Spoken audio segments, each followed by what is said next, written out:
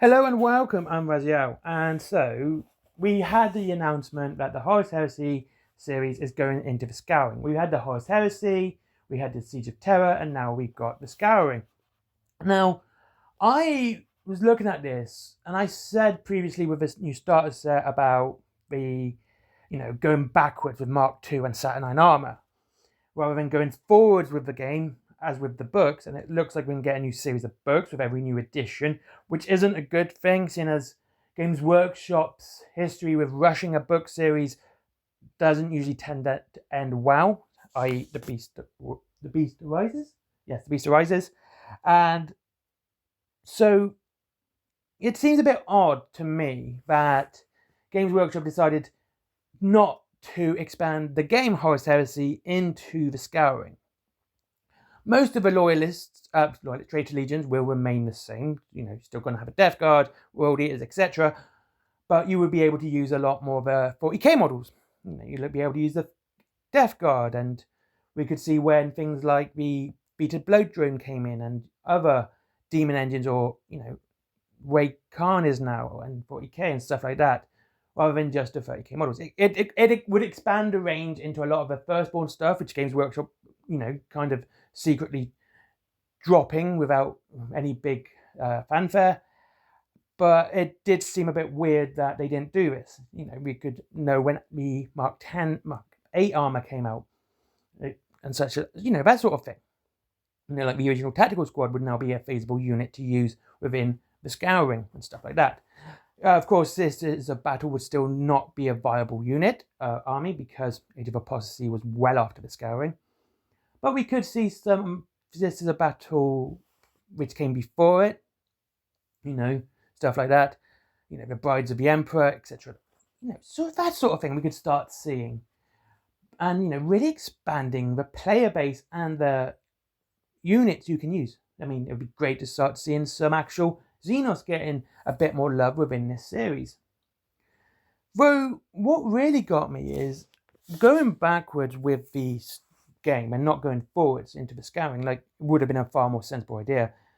It does mean that, again, you're pretty much stymied into what legions you can paint, whereas if we go into the Scouring, we're going to have the Codex Astartes, so you're going to limit the army straight away. And you could have things like the Black Templars, Crimson Fists, Soul Drinkers, Free Imperial Fists, Blood Angels, Flesh Terrors, Angels and Carmine, Blood Drinkers, Angels and Carmine obviously be prior to their fall, and Ultramarines, Black Councils, Genesis, Chapter, and Nova Marines. The Salamanders wouldn't have one, and you'd have the Wolf Brothers for the Space Wolves. So you'd have this chapter for the Space Wolves, even though they're extinct now.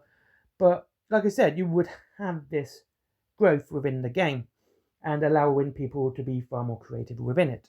We do seem to see that isn't something Games Workshop really wants you to do, and really use your imagination. You could also start creating your own chapters as well, as it was originally designed. That's why we have the 2 missing Primarchs.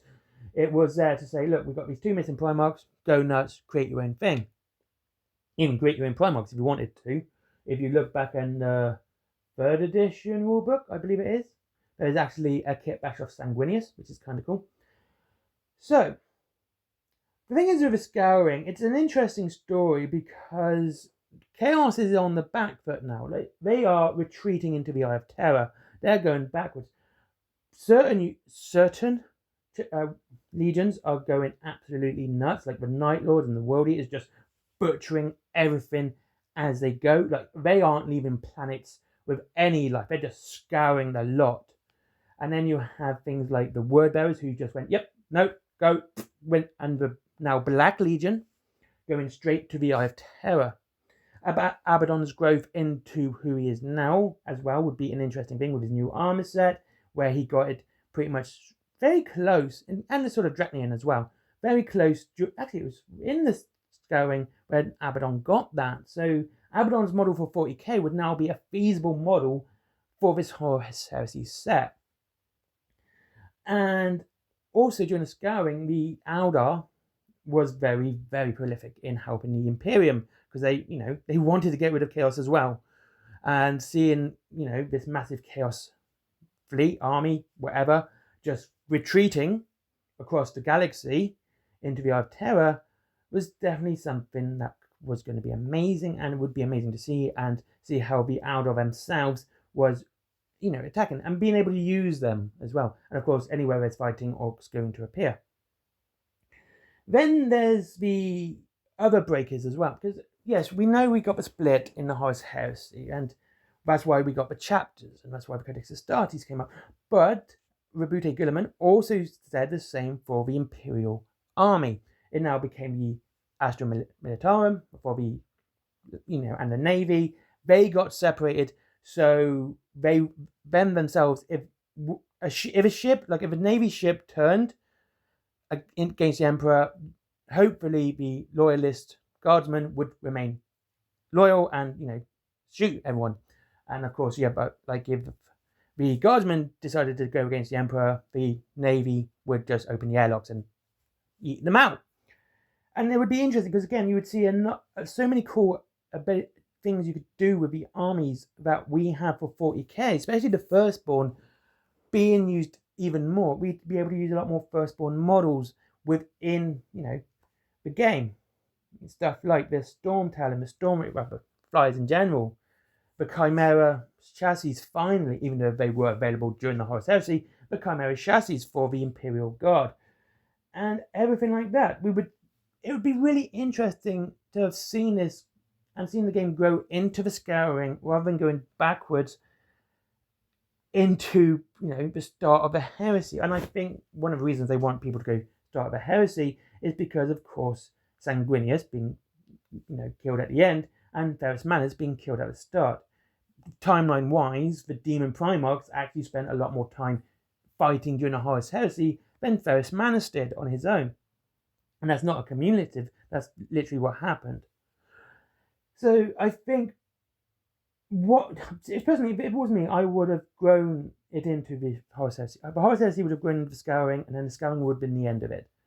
That would be final. Chaos is now in the Art Terror, and everything is done and dusted. So that's the sort of thing I think is interesting. Then, of course, it does seem weird, because now you can have just more chances to paint, and certain armies, having different paint schemes now. Of course, World is now being red.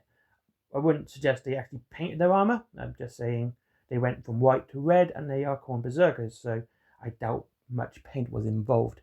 And the Dark Angels going from black to green, the Deathwing going to their bone color, and the stories that go behind those as well. The reason why the Crimson Fists have a red hand, the way the Black Templars are in general, just being Black Templars, and what happened to the Wolf Brothers, and being able to play these wars within the Horus Heresy game, even if you're using Horus Heresy 2.0 rules or the Outer Circles rule set, which is actually really fun. I've been looking at it and reading it and doing a little unit versus unit playtesting with it, and it seems a lot of fun.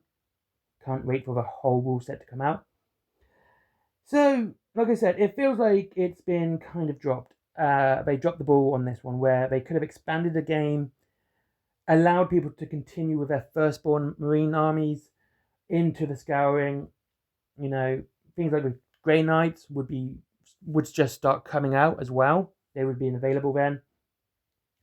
And then, things like the Death Watch, well, that was the Beast Arises, which, a couple of centuries later, a couple of millennia later, but it wasn't during the Scouring. But you'd still be able to use a lot of the Primarchs. But you could see a lot of cool stuff happening. And I think, well, the books might be alright. I don't like Chris Ray. I've said this before. This is not anything on his ability to write. This is just I don't like the way he writes. That is my subjective opinion. It's not about his skill or how good he is. It's just I don't like his style. Okay, that's what it is. I tend to read his books and end up going, get to the point already. And so, I think the book series is going to be interesting. It would have been cool to see Horus Heresy 3.0 actually grow into the Scouring, because it seemed to be going that way. We had a lot of stuff in Horus Heresy 2.0 going to the Siege of Terror. We had a lot of like Siege of Catonia, the Battle of Mars, etc. Stuff that happened at the end, and allowing the use of Demon Primarchs. So yeah, I just think this is where DW kind of dropped the ball, and I don't think they know exactly what they're doing. These two sides of the company aren't really communicating, the game side and the Black Library side. They need to communicate a little bit better so we can actually see what's actually happening and be able to play these battles, because we can't play them with Horus Heresy because that's all prior. We can't play them with New 40k because Primaris, and it just seems a little bit weird to me. Anyway, thank you very much for watching. I hope you enjoyed this video. I'll see you all in the next one. Have a lovely day. Have a great day. And I'll see you all again soon. And if you wish to save money and support the channel, you can, of course, go to Wayland Games down below for up to 20% off and free delivery after £20. There's also Forbidden Planet with comics, DVDs, mangas, etc. There's my merchandise as well. And my comics, they're all down below. There's Skyforge. Never forget Skyforge, good friend of mine. And finally, Patreon, because business. Bye-bye.